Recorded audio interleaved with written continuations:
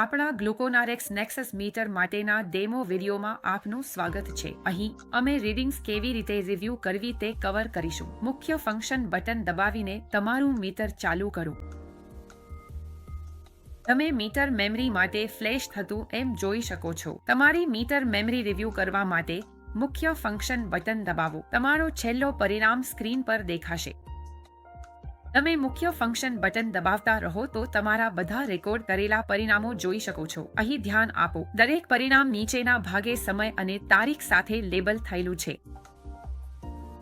તમારો મિલ માર્કર પર દર્શાવવામાં આવશે.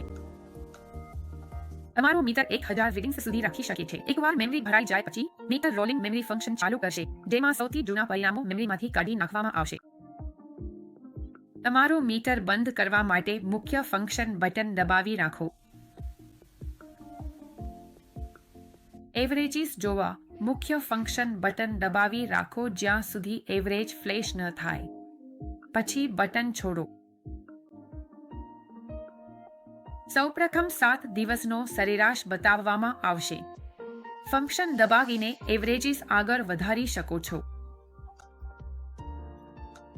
આ ફંક્શન તમારા 7, 14, 21, 28, 60 અને 90 દિવસના સરેરાશ દર્શાવશે.